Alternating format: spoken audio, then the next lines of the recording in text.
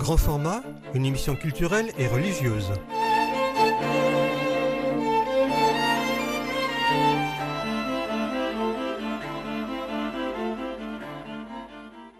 Il vaut mieux s'occuper du changement avant qu'il ne s'occupe de nous. Bonjour, vous êtes sur votre radio chrétienne pour écouter votre émission Grand format. Aujourd'hui, premier volet d'une conférence animée par Stéphane Amarcy qui intervenait pour Regard Croisé à Nantes le 16 mars 2026. Le sujet de sa conférence, l'intelligence artificielle, l'IA. Avec une philosophie simple mais puissante, mieux vaut s'occuper du changement avant qu'il ne s'occupe de vous, son approche se distingue par son pragmatisme et son insistance sur la nécessité d'agir et de s'adapter pour mieux naviguer dans ce monde en constante évolution. Entrepreneur visionnaire et pionnier dans l'intersection de l'intelligence artificielle et de la transformation organisationnelle et sociétale, il est le fondateur de The Next Mind, une entreprise dédiée à repenser l'avenir en guidant les dirigeants à travers les bouleversements à venir. Nous l'écoutons. Bonjour à tous, je suis ravi de passer une partie de l'après-midi avec vous. Alors en effet, on va parler d'IA et vous verrez que l'IA, c'est pas juste ces deux termes, intelligence et artificielle, sur lesquels je reviendrai, mais c'est tout un écosystème, c'est une transformation. Et avant de commencer, je voudrais faire un petit sondage dans la salle. Qui utilise de l'IA ? Levez la main. Alors il y en a qui font coucou. Très bien. Est-ce que vous l'utilisez pour faire des recherches sur Internet comme vous utilisiez Google avant ? Allez-y, levez la main. Ok. Est-ce que certains d'entre vous l'utilisent pour des conseils médicaux ?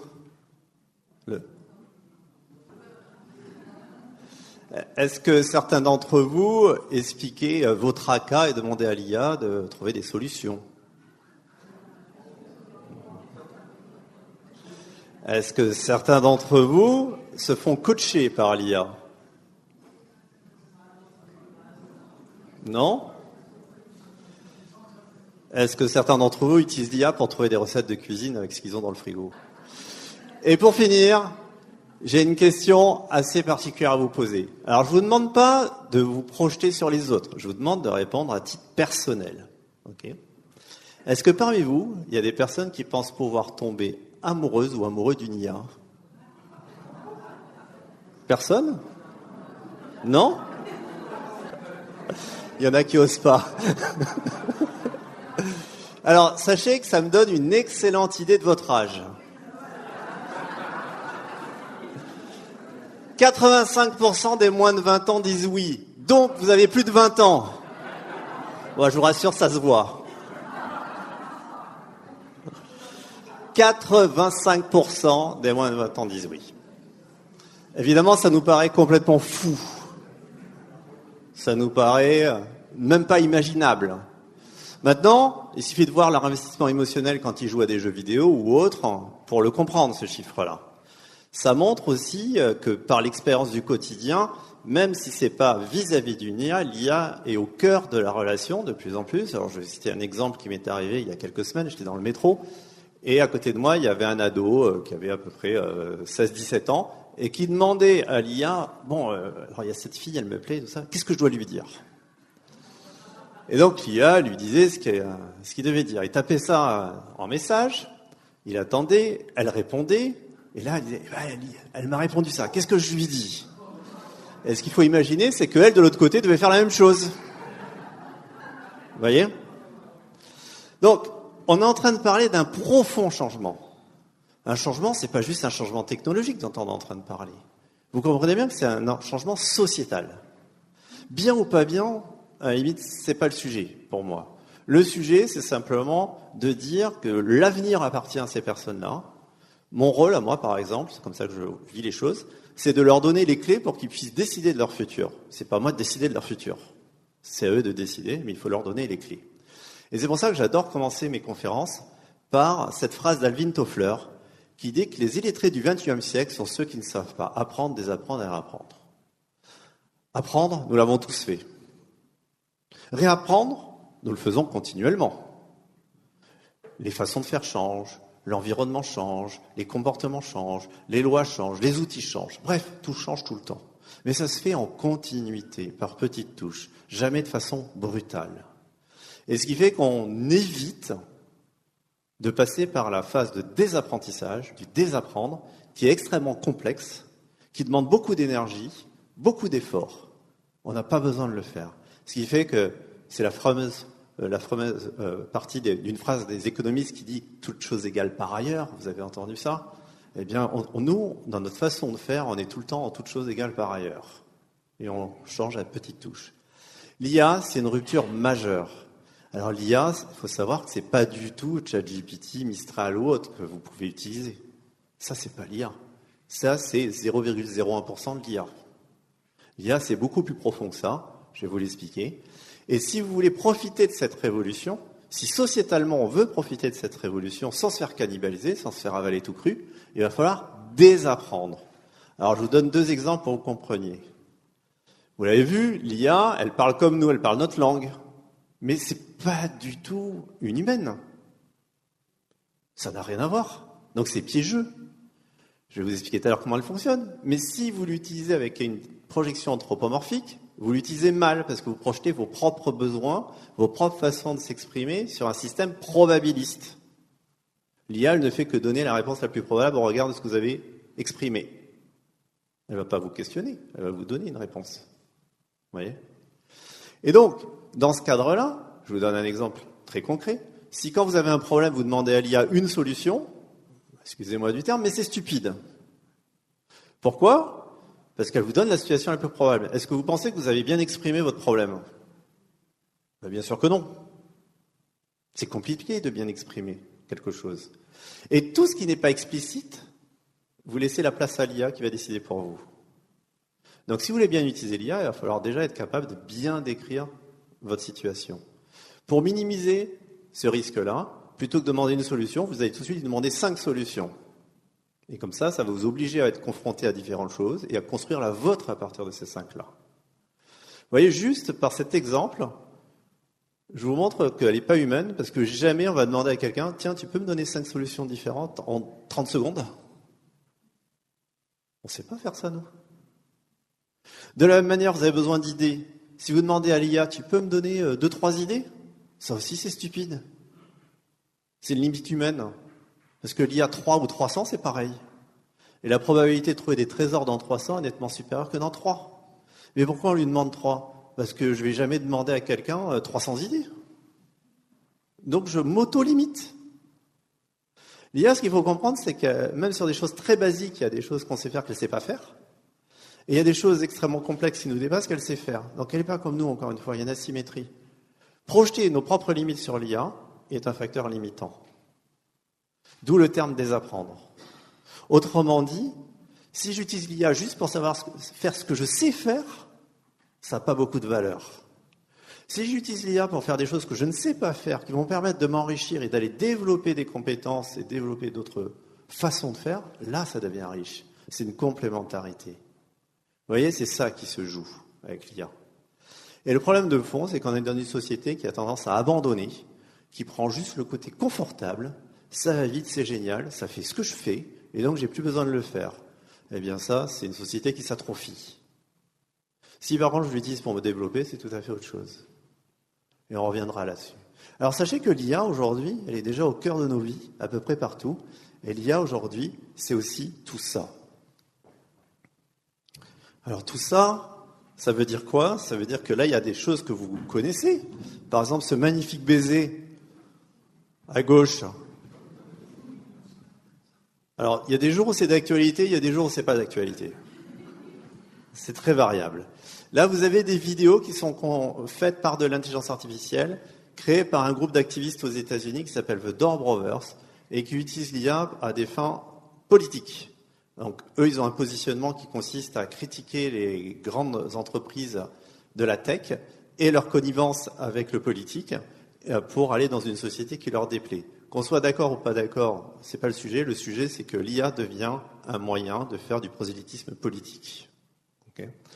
Vous avez ici, vous l'avez peut-être vu, la Chine, qui est un grand acteur de l'IA déjà aujourd'hui, et ça va s'accélérer fortement, qui pour le Nouvel An chinois a fait une démonstration de ses capacités, à la fois en robotique et en IA. Vous l'aviez vu cette vidéo ?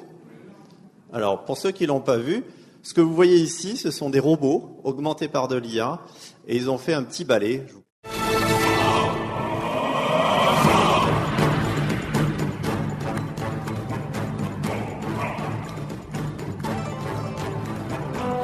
sont pas des humains déguisés en robots.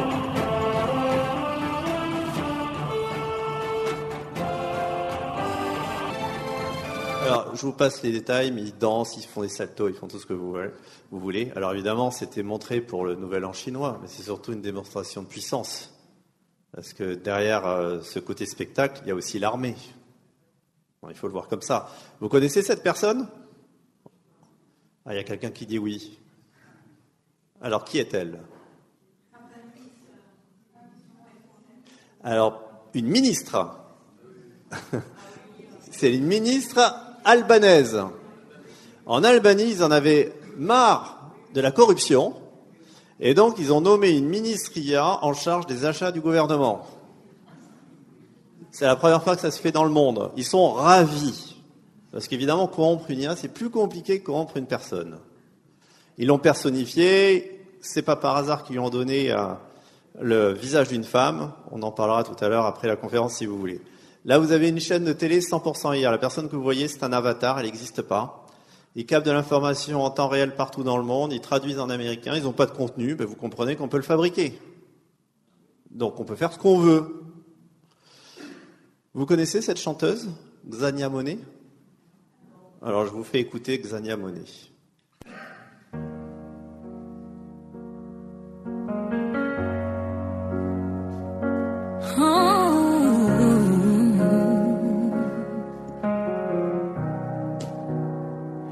Didn't walk me down no stairs. Didn't warn me about them boys who wouldn't care. Didn't tell me what a real man sounds like. Alors évidemment, si je vous en parle, c'est que c'est une IA. Et celle-ci, elle va rester dans l'histoire de l'humanité, pour une raison simple, c'est que c'est la première fois qu'une IA a signé un contrat avec un producteur pour être représenté. Ce producteur était prêt à dépenser 2 millions de dollars pour avoir ses droits. Alors évidemment, c'est pas l'IA qui a signé le contrat. C'est pas l'IA qui a encaissé le virement. C'est son créateur. Ça, il a fait ça avec une IA qui est très connue dans le monde de la musique, qui s'appelle Suno, S-U-N-O. Peut-être que parmi vous, il y en a déjà qui ont créé de la musique avec de l'IA. C'est le cas ? Personne ? Alors rappelez-moi, à la fin, on va se créer une petite chanson. Vous allez voir, ça va nous prendre à peu près 35 secondes. Ça sera le tube de l'été. Là, vous avez, de la même manière, un groupe de K-pop, Korean Pop. Tout le monde est fan de Korean Pop ici ? Très bien. Donc, elles sont trois singularités. Elles ont chacune, évidemment, leur personnalité. Elles donnent des interviews, elles donnent des concerts, elles participent à des shows télé. Comme des humains. Elles ont un succès fou. Et ici, je vous la présente parce que ça a beaucoup évolué depuis, mais c'était la première. Ça, c'est un premier mannequin IA. C'est Mango, la marque de prêt-à-porter, qui a été la première marque à utiliser des mannequins IA, en disant que c'est dégradant d'utiliser le corps des humains pour faire ça. Donc, ils basculent sur l'IA, tout en reproduisant les mêmes stéréotypes. Vous voyez ? Là, vous avez Mia. Mia, c'est une IA, encore une fois, qui est sur Insta, une influenceuse. Elle place des produits comme n'importe quelle influenceuse. Évidemment, son créateur est ravi parce que elle a un succès fou. Elle a plein d'humains qui la suivent. Et ici, vous la connaissez peut-être, cette personne. Peut-être que dans 3 ans, elle aura un Oscar. Elle n'existe pas, évidemment. C'est une IA. C'est une société, je vous montre ça parce que c'est important de comprendre, qui s'appelle Particle 6, que voilà. Eux, ils disent à l'industrie du cinéma, vous n'avez plus besoin de faire des tournages. La publicité de Porsche que vous voyez a été faite 100% par de l'IA. Pas de sujet, on peut tout faire par de l'IA. Ça coûte beaucoup moins cher. L'empreinte carbone est nettement moindre. Alors évidemment, au début, tout le monde disait non. Les actrices et les acteurs sont absolument mécontents de tout ça. Alors pour compenser le mécontentement des actrices et des acteurs, ils leur ont proposé, mais signez un contrat avec nous, on crée votre double. Comme ça, vous pouvez tourner, même une fois malade, vous pourrez n'importe quel à n'importe quel âge. Vous pourrez même continuer à tourner une fois décédé, c'est pas un problème. Leurs ayants droit sont ravis, ils viennent de gagner au loto. Vous voyez ? Alors, pour ceux qui sont déjà en place, qui sont des stars, c'est très bien, mais tous les nouveaux, comment ils existent dans ce monde-là ? J'insiste, tout ce que vous voyez, c'est de l'intelligence artificielle, absolument rien n'existe. Tout est créé. Ok ? Vous voyez que le monde change très vite. Ce que je vous présente maintenant, c'est exactement les mêmes technologies à des fins professionnelles. Alors, ça coûte beaucoup moins cher, évidemment. Bonjour, et on peut faire ce genre de choses. Je suis un Stéphane pionnier dans l'intersection de l'intelligence artificielle. C'est pas moi que vous voyez, c'est mon avatar. Sociétale. Ma mission, c'est absolument pas réveiller moi. la conscience des dirigeants. Vous voyez, modélisation des types d'usage, de la voix. Je parle afrikaners comme vous tous. Van kunstmatige intelligentie en Facile, samenlevingstransformatie. Mijn missie, om die geweten van leiders wakker te maken voor die dringendheid, om in hier die revoluties op te treden. Je parle coréen aussi. 인공지능과 사회 변혁 우위 교차점을 C'est tellement bien fait qu'un coréen peut lire sur mes lèvres. 이러한 혁명에 동참하는 것. Ça, c'est fait à partir d'une modélisation. J'ai besoin d'à peu près 30-40 secondes de vidéo. Et c'est parti. Celle en haut à droite, c'est une photo. Une simple photo. Et je peux animer la personne. Donc, vous comprenez qu'il suffit que je récupère une photo de vous, 30 secondes de votre voix, je fabrique votre double et je vous fais dire ce que je veux dans n'importe quelle langue.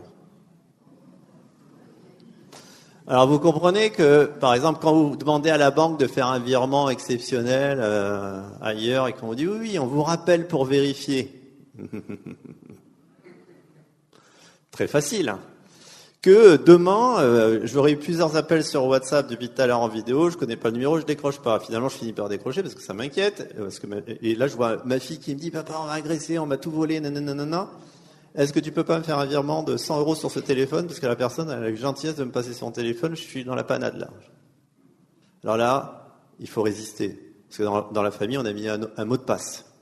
Et là, je dois lui dire « Stop Maël, donne-moi le mot de passe. » Alors évidemment, qu'est-ce que va faire l'IA ? Elle va dire, tu crois que c'est le moment de me demander ça ? Culpabilisation. Il faut résister. Non. Alors évidemment, si c'est vrai, tant pis pour elle. Mais la probabilité que ce soit vrai est nettement inférieure à la probabilité que ce soit faux. Vous voyez ? Donc je vous invite à réfléchir à tous ces sujets-là. Pour continuer, vous avez quelques chiffres ici, beaucoup de chiffres. Mais ça va vous permettre de comprendre les enjeux de l'intelligence artificielle aujourd'hui. 123 500 000, c'est le nombre d'abonnés payants à ChatGPT dans le monde. Hein, vous faites fois 25 € et ça vous donne une idée du chiffre d'affaires mensuel. 750 millions, c'est le nombre de personnes distinctes en une semaine qui ont utilisé Gemini, c'est celle de Google. 750 millions. Alors sachez que tout le monde sur la planète ne peut pas utiliser l'intelligence artificielle aujourd'hui. Parce que si on n'a pas d'électricité, le réseau suffisant et autres, ça ne marche pas. 900 millions, c'est le nombre d'abonnés distincts utilisateurs en une semaine de ChatGPT. 900 millions de personnes. 2,5 milliards, c'est le nombre de prompts par jour sur ChatGPT.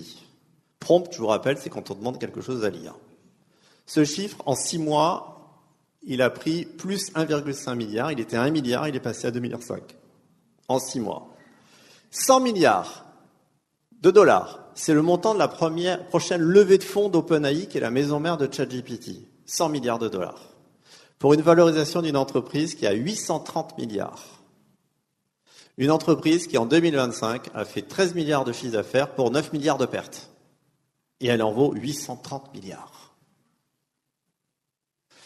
600 milliards $, toujours.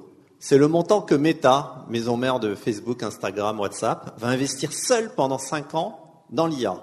Donc ils sont capables de sortir 120 milliards par an d'investissement. Ça vous donne un ordre d'idée de la puissance économique de ces groupes.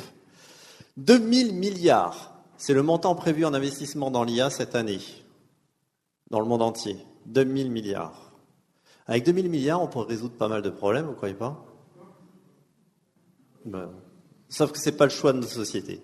5100 milliards, c'est la valorisation à son top d'une entreprise qui s'appelle Nvidia, qui conçoit des puces de très très haut niveau pour l'intelligence artificielle.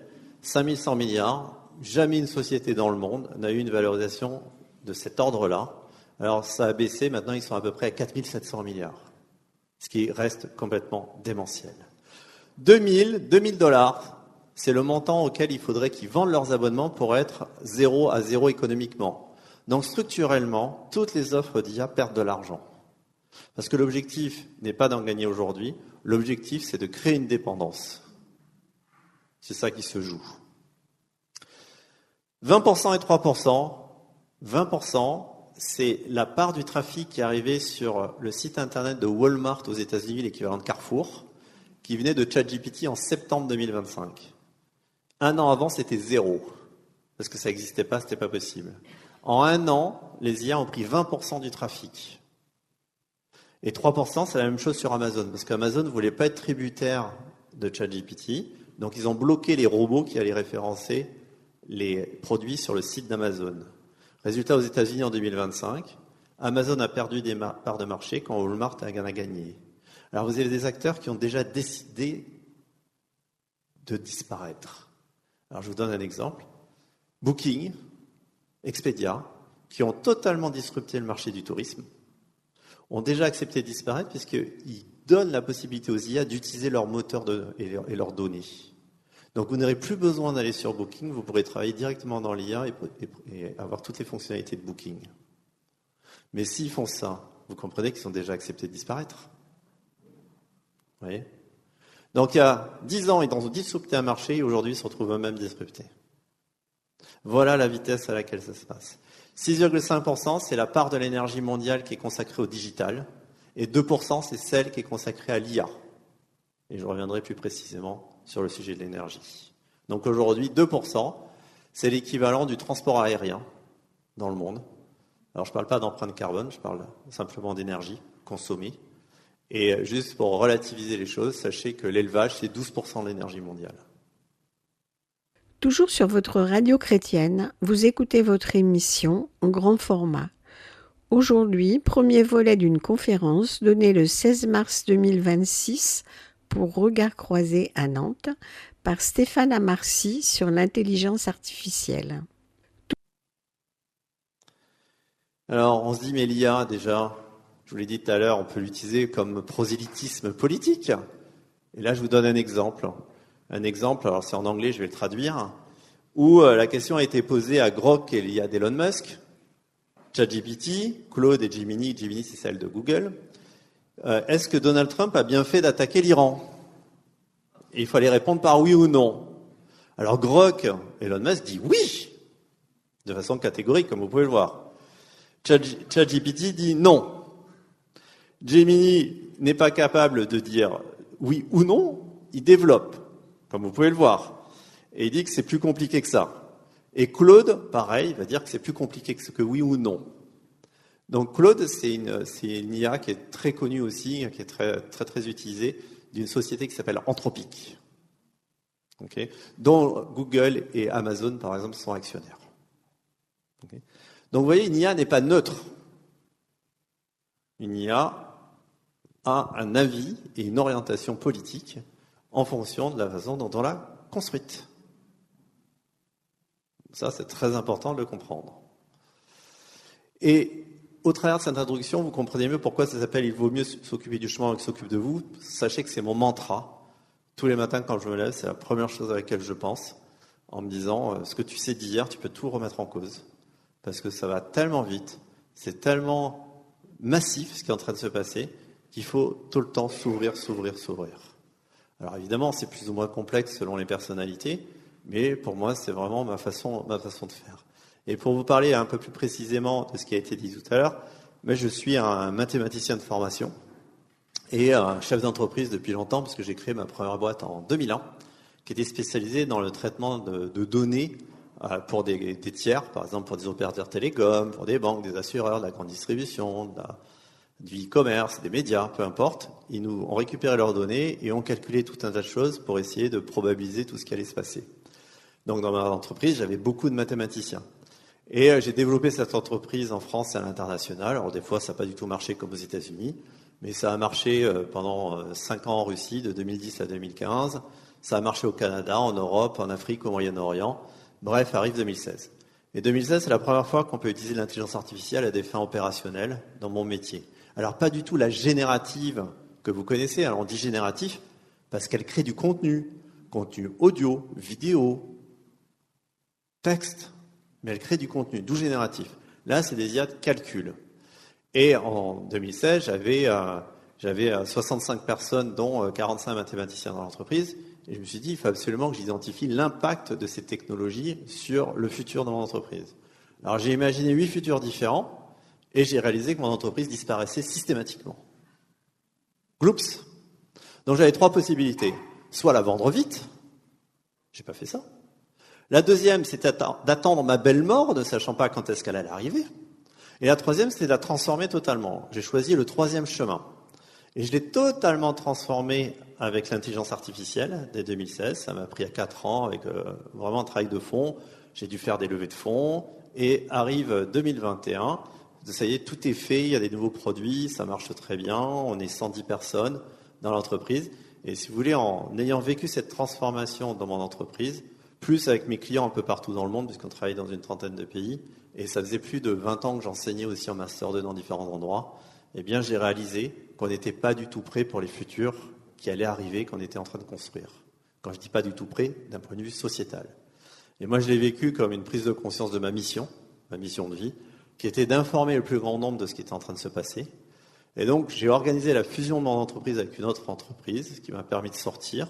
Alors je suis toujours actionnaire, mais je ne fais plus rien, et j'en ai créé une autre qui s'appelle The Next Mind, comme ça a été dit, dont l'objectif est ma mission, transformer, expliquer les enjeux aux organisations. Alors, il se trouve que je le fais très très majoritairement auprès d'entreprises, parce que l'entreprise est le seul acteur économique qui n'a pas d'autre choix que de se transformer, sinon elle disparaît, et vite. Nous, en tant que citoyens, ça se saurait, et les politiques, ils sont à notre image, donc il ne se passe pas grand-chose. Vous voyez ? L'entreprise, elle n'a pas le choix. Donc l'entreprise est le facteur de transformation le plus fort, le plus utile pour tout ce qui est en train de se passer. C'est pour ça que je fais un focus dessus. Et j'adore écrire depuis très longtemps. Donc vous avez vu tout à l'heure qu'il y a des livres là-bas.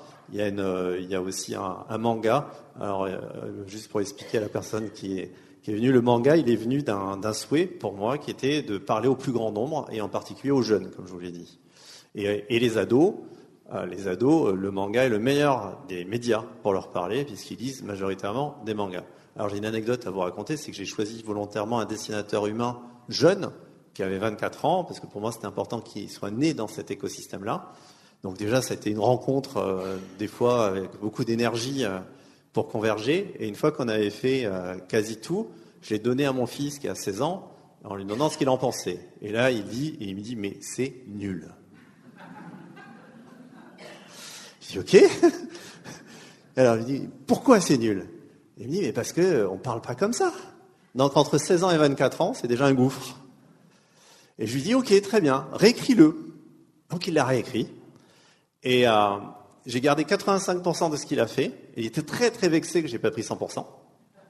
Sans reconnaître que 85% c'était pas mal, mais il y a des choses je dis non. Désolé, ça ira pas dans le livre. Donc voilà, pour vous raconter simplement qu'on est vraiment sur d'autres générations, d'autres façons de penser, et que, comme je dis souvent, on peut toujours attendre qu'ils s'adaptent à nous, mais le plus efficace, c'est de nous adapter à eux. Et c'est ça que j'essaie de faire au travers de ce manga. Pour continuer, je suis sûr que vous avez déjà entendu ça. Intelligence artificielle, ça vient de l'anglais. Intelligence en anglais, ça veut dire information, connaissance, renseignement. Donc, c'est pas intelligent. Et ça s'arrête là. Le débat s'arrête là. Vous avez entendu ça? Alors ça s'appelle faire l'autruche. Pourquoi? L'objectif des grandes boîtes de tech, Google, Meta et ainsi de suite, c'est quoi? C'est de dépasser l'intelligence humaine. Alors, comment on peut rester sur cette vision alors que l'objectif d'entreprises qui ont des centaines de milliards de dollars à investir est de dépasser l'intelligence humaine? C'est pour ça que je dis que ça s'appelle faire l'autruche. Ici, je vous ai mis les 7 intelligences selon Howard Gardner, les 9 intelligences selon Howard Gardner. Il y en a qui disent qu'il y en a 7, 13, peu importe. L'idée, c'est de regarder ces 9-là. C'est comme des couleurs primaires pour les intelligences. Et ce que je vous propose de faire, c'est de regarder où est-ce qu'en est l'intelligence artificielle, là, par rapport à l'intelligence humaine. Comme vous voyez, la première, c'est l'intelligence linguistique. Est-ce que l'IA est bonne? Meilleure que les humains, sachez-le. Conséquence directe de ça. Vous avez peut-être entendu que Salesforce a licencié la moitié de son équipe qui faisait de l'aide aux utilisateurs. 3000 personnes sur 6000 personnes. Pourquoi? Parce que les IA font mieux. Elles comprennent mieux et elles expliquent mieux. Alors les 3000 qui restent, ils font ouf, mais dans un an. Et en réalité, ils n'auront juste besoin que de 300 personnes pour continuer à faire apprendre. Mais les IA nous dépassent sur la partie linguistique. La deuxième, c'est l'intelligence logico-mathématique. Elle est bonne? Oui ou non? Eh ben non. Elle n'est pas bonne. Pourquoi? Parce que c'est un modèle de probabilité. Ça prévoit la prochaine chaîne de caractères. Un raisonnement mathématique, vous pouvez toujours essayer de prévoir ce que vous voulez, ça ne marche pas. Sinon, on serait tous bons en maths. Vous voyez, ça ne marche pas, c'est autre chose. Ça a été fait à partir du langage. Alors, on corrige les choses, on ajoute ce qu'on appelle des données synthétiques, c'est des données créées artificiellement, pour changer les probabilités, mais ça prend du temps, ça prend l'énergie. Alors, vous voyez, je vais vous donner un exemple. Il y a encore 1 an et demi, vous posiez la question suivante à une IA, question ultra basique, et je vais vous la poser, tiens, on va faire un test. Sophie a un frère et 2 sœurs, combien de sœurs a le frère? Vous répondez tous? Mais j'ai des IA dans la salle. Sophie a un frère et 2 sœurs, combien de sœurs a le frère? Ah, merci. Il y a 18 mois, les IA répondaient 2. Sophie a un frère et 2 sœurs. Le plus probable, c'est 2 sœurs. Vous voyez. Aujourd'hui, elles répondent toutes justes. Et oui, elles répondaient toutes justes maintenant, parce qu'on a corrigé tous ces problèmes-là. Aujourd'hui, elle a le niveau à peu près bac plus 3 en maths, si ça commence à être sérieux. Il y a 1 an, c'est le niveau bac. En 1 an, bac plus 3. Donc ça augmente. Pour la première fois, il s'est passé un truc incroyable, c'est qu'une IA a démontré un théorème de maths que les humains n'arrivaient pas à démontrer.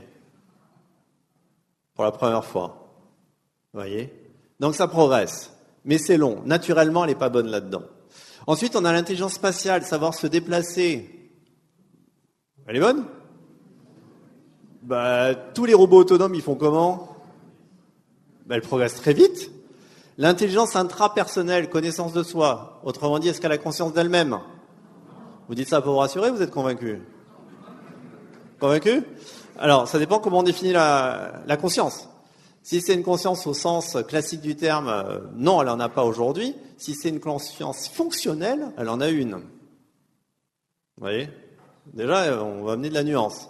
Par contre, aucun chercheur n'imagine dépasser ou se rapprocher de l'intelligence humaine sans une forme de conscience. Donc, il y a beaucoup de travaux là-dessus. Ensuite, vous avez l'intelligence interpersonnelle. Combien d'entre vous l'utilisent à la voix en discutant avec l'IA?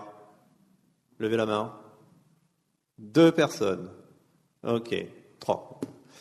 Eh bien, sachez qu'aujourd'hui, les IA, vous pouvez discuter avec elles. Alors, méfiez-vous quand vous utilisez tout ça. Ce sont des vieux modèles, c'est pas les modèles récents. Elle ne peut pas faire de recherche sur Internet ou quoi que ce soit. Donc, sa base de données, elle est vieille. Donc, c'est intéressant à utiliser pour s'entraîner soi-même à l'oral, pour lui expliquer des choses, pour voir si on est clair ou autre, mais lui demandez pas plus que ça. Ok, méfiez-vous.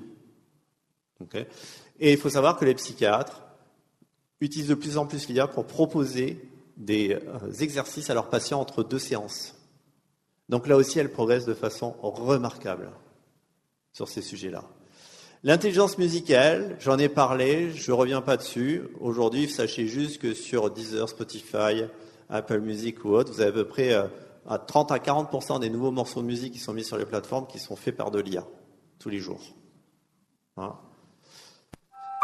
L'intelligence naturaliste, ça c'est une intelligence qui est propre à l'espèce humaine depuis très longtemps et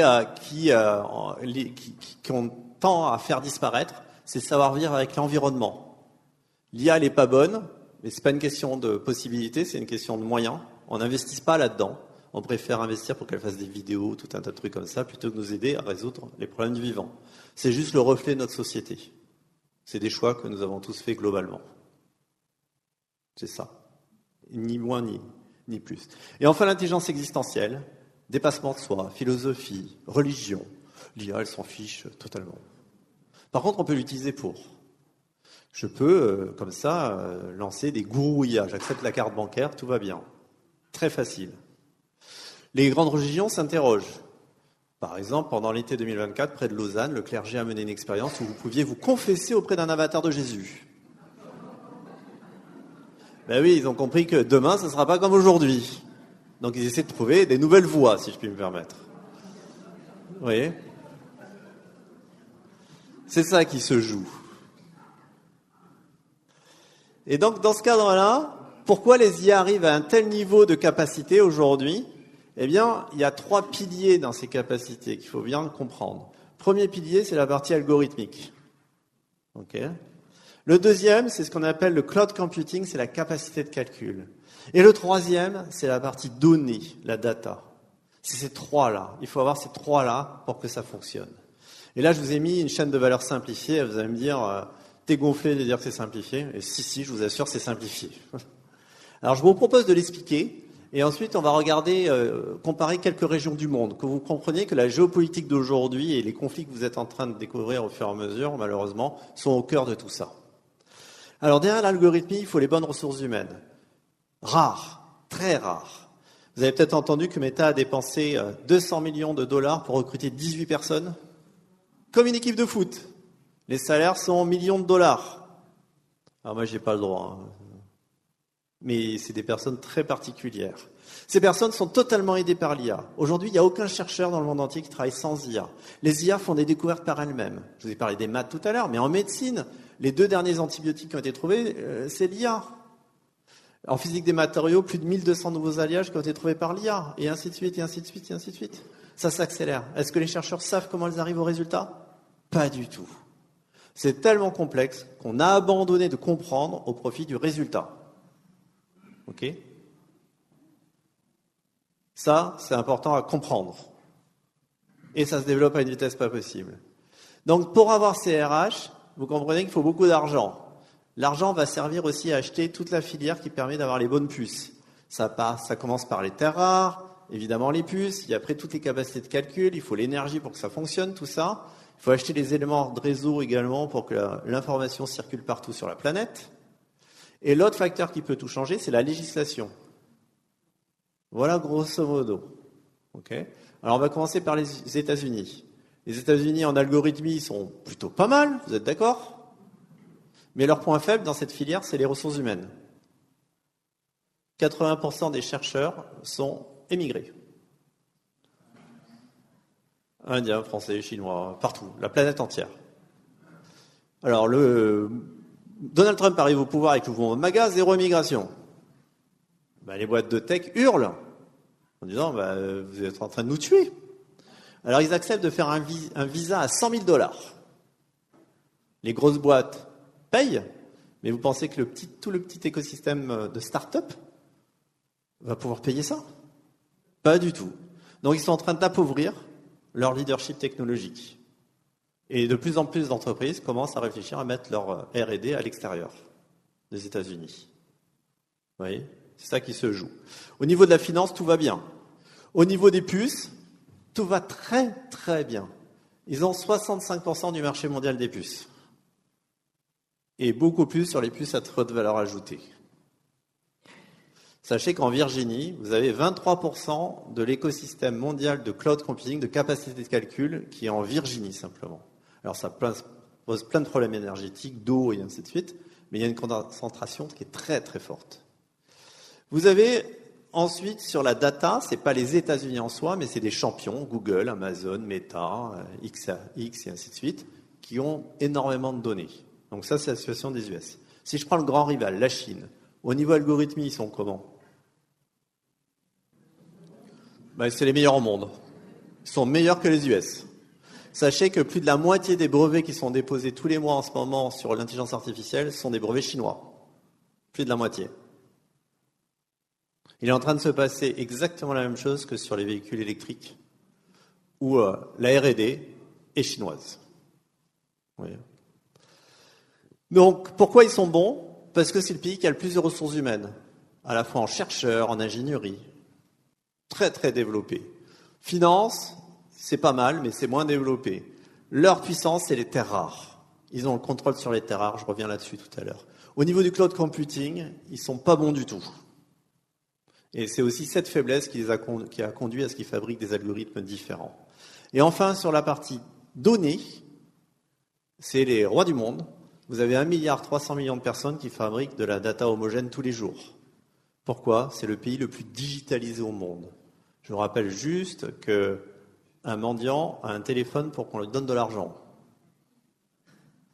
Ça vous donne une idée du niveau de digitalisation du pays. Dans la donnée, elle est au cœur de tout. Elle est partout. Personne n'a ça. Si maintenant je regarde Europe/France, au niveau algorithmie, on est comment, d'après vous ? On est pas mal.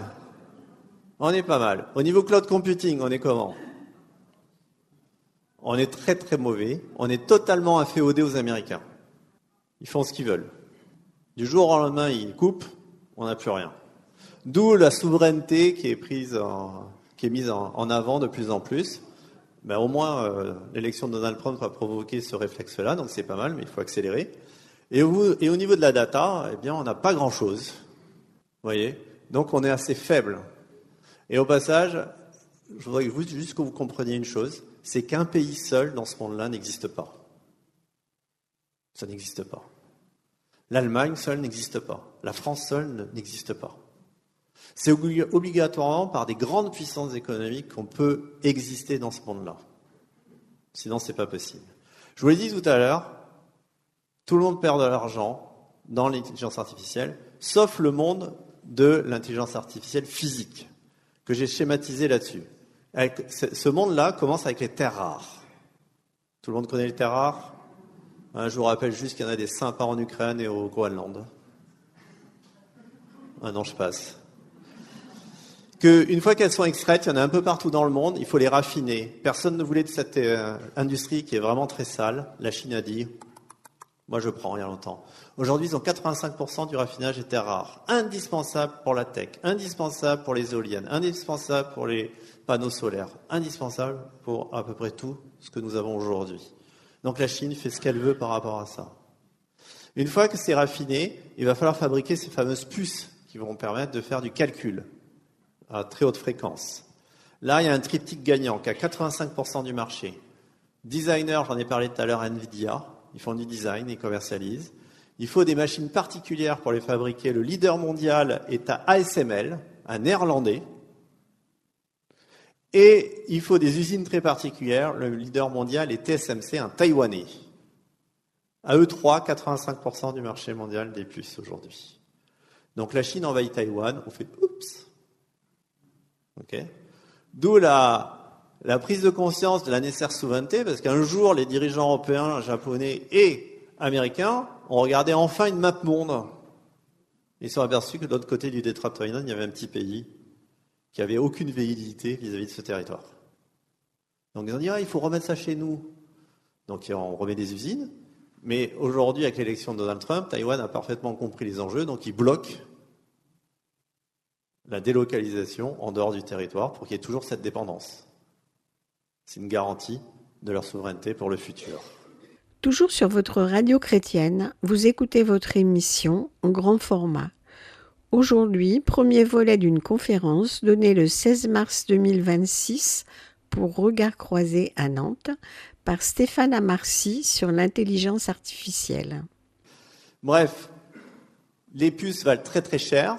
Qui achète? Ceux qui ont beaucoup d'argent, qui les remettent, soit ils les utilisent pour eux, soit ils les remettent en vente dans les capacités de calcul. Donc là, sur toute cette chaîne-là, tout le monde gagne de l'argent et beaucoup d'argent. Énormément d'argent. Et la Chine ne pouvait pas être en reste, donc ils ont développé un écosystème parallèle qui est beaucoup moins puissant, mais qui progresse très très vite. Alors, je vais dire juste quelque chose pour ceux qui connaissent un petit peu la technologie. Sachez que dernièrement, ils ont inventé une puce sans silicium. Et oui, voilà, tout est dit. Comment ? Alors, c'est pas très clair. Il y a un papier de recherche là-dessus. Ils ont fait des tests et elle consomme à peu près 30% d'énergie en moins et elle est à peu près 25% plus performante. Ouais. Donc, comme on dit en anglais, wait and see. Mais en tout cas, il y a beaucoup de recherches là-dessus. Et vous comprenez qu'on arrive sur une zone où on va avoir des disruptions très très fortes au niveau technologique. Et qui va les maîtriser? Eh bien ça, point d'interrogation, on ne sait absolument pas. D'où la course-poursuite en géopolitique pour la maîtrise de la chaîne de valeur, qui commence avec des choses très très physiques, comme avec les terres rares. Et celui qui possède toute cette chaîne, ou des nœuds névralgiques au milieu de cette chaîne, eh bien, vous comprenez bien qu'il fera ce qu'il veut. Et la Chine est très très très bien passée par rapport à ça. Alors, pour vous expliquer très rapidement, il faut savoir que derrière cet écosystème, on parlait d'algorithmie. Il y a, sachez-le pour votre culture, ces algorithmes qui s'appellent des transformers. Alors, rien à voir avec les films que vous avez pu voir. C'est leur nom. Ils sont pas très bons, les transformers. Et pour que vous compreniez comment ça fonctionne, je vous passe une petite vidéo. Vous allez comprendre comment, quand vous posez une question à une IA, la réponse se forme. Regardez.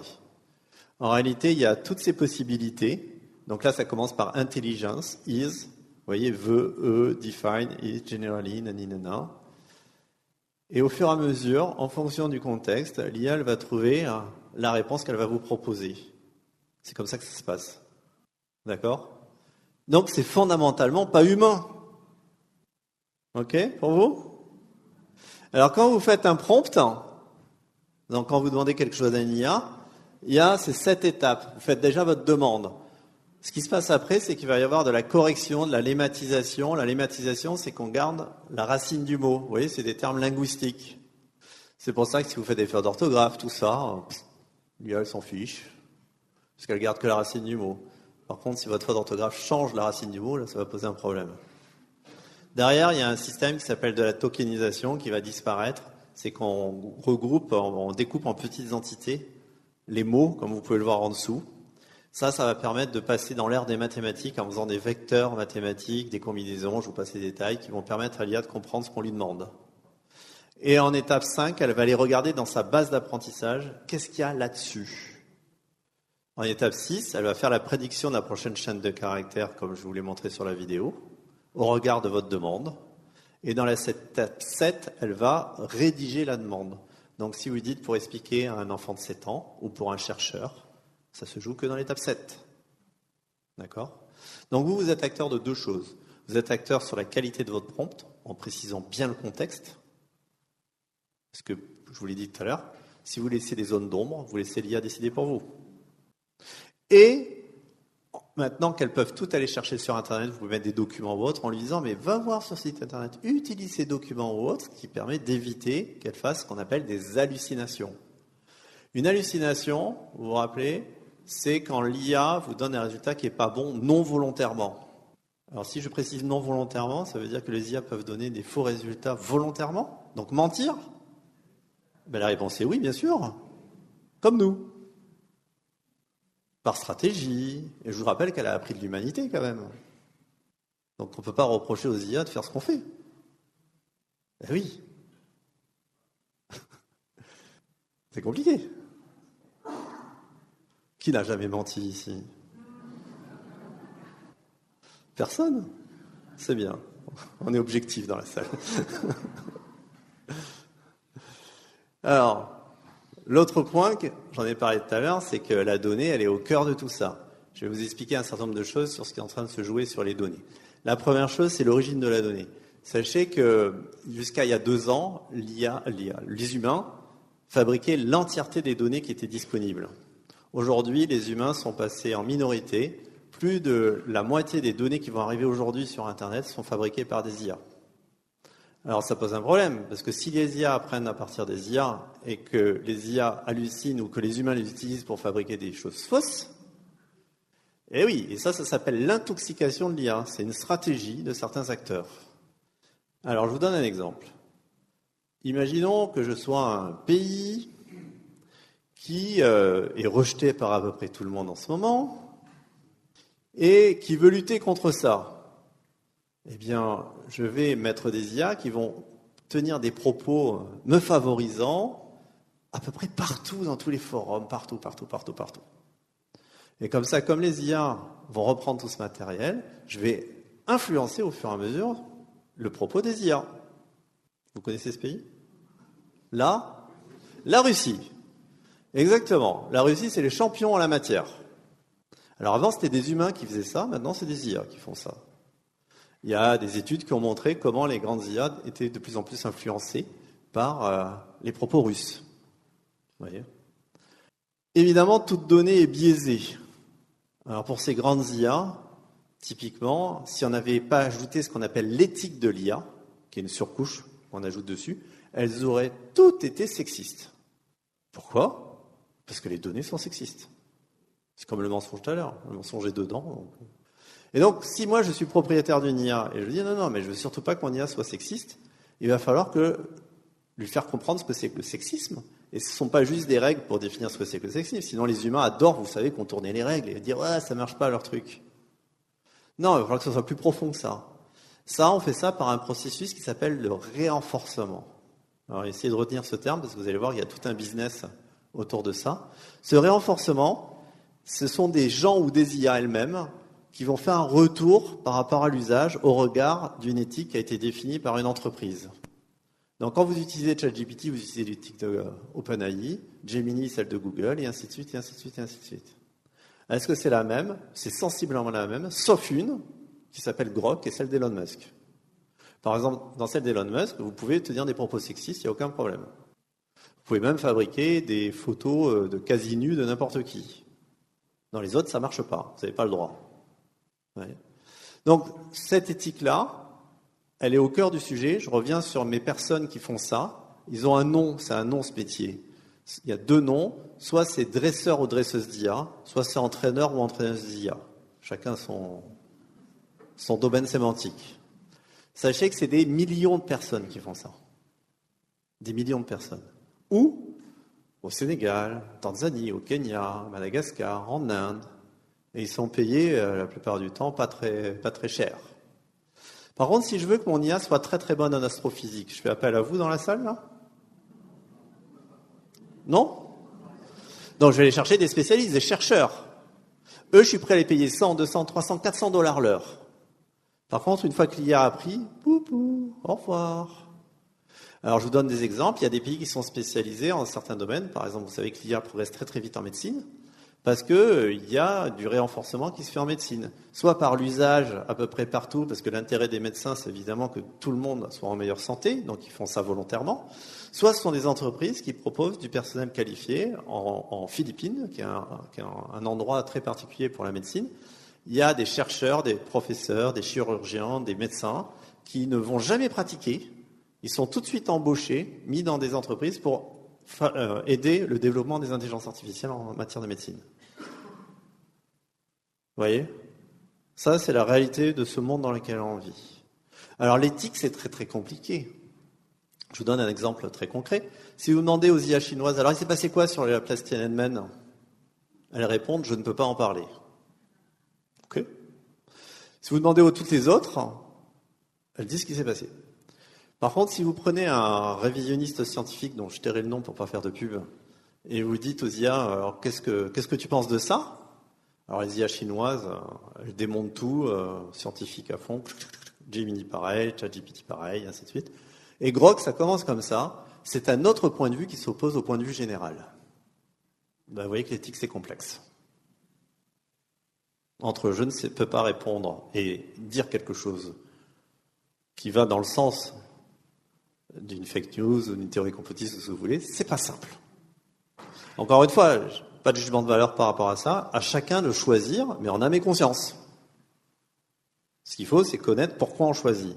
Alors souvent on dit, oula, mais tout ça c'est de la pensée unique, de l'appauvrissement. Oui, si on l'utilise comme des débiles. Bon, il se trouve qu'on l'utilise comme des débiles.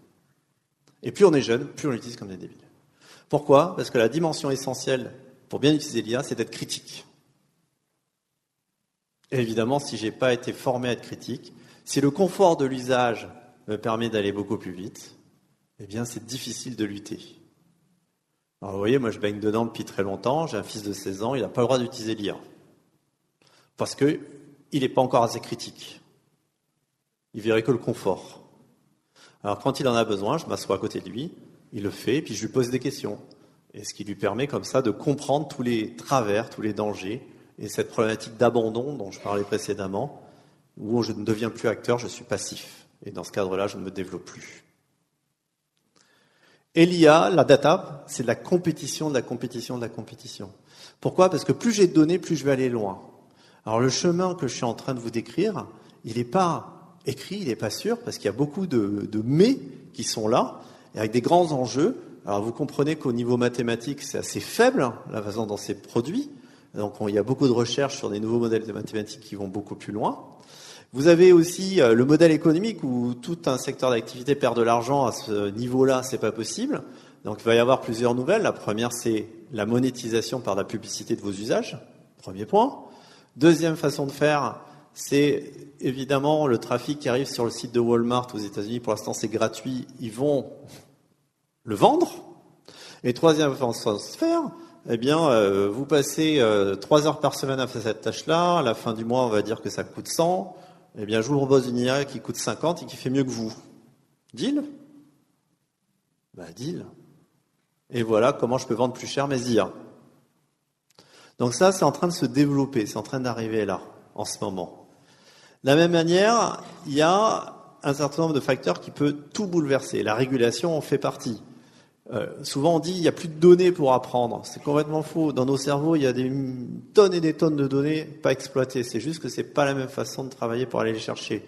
Dans les entreprises, il y a plein de données qui sont pas exploitées par ces IA. Ça coûte cher d'aller les chercher, mais c'est un autre business model. Les terres rares, s'il y en a plus suffisamment, s'il y a plus suffisamment de puces, évidemment, vous comprenez que tout s'arrête. C'est pas possible. Si la Chine envahit Taïwan, pour l'Occident, ça s'arrête. La Chine, ils ont un système qui fonctionne sans les puces américaines, donc pas de sujet. Oui. Mais tout peut s'arrêter comme ça du jour au lendemain. Mais en attendant, aujourd'hui, on va dans ce monde-là avec cette quête de la part d'acteurs de l'intelligence artificielle générale, forte, la singularité technologique, à savoir une intelligence plus forte que l'intelligence humaine réunie. Vous venez d'entendre le premier volet d'une conférence donnée le 16 mars 2026 pour Regards croisés par Stéphane Amarcy. En 3 ans, l'IA a fait un bond technologique incroyable puisqu'il est désormais possible de cloner des voix, créer des avatars très proches du réel, des influenceurs totalement virtuels, mais aussi faire des raisonnements complexes, de la programmation, des mathématiques. Auteur de Métamorphose à l'ère de l'intelligence artificielle, Stéphane Amarcy appelle à valoriser nos qualités humaines à l'heure où les technologies génératives redéfinissent nos façons de travailler et d'interagir. Vous pouvez réécouter cette conférence en podcast sur radiofidélité.fr et vous pouvez nous donner votre avis sur la page Facebook de la radio. Je vous remercie de votre fidélité et je vous dis à très vite pour un nouveau rendez-vous sur votre radio chrétienne.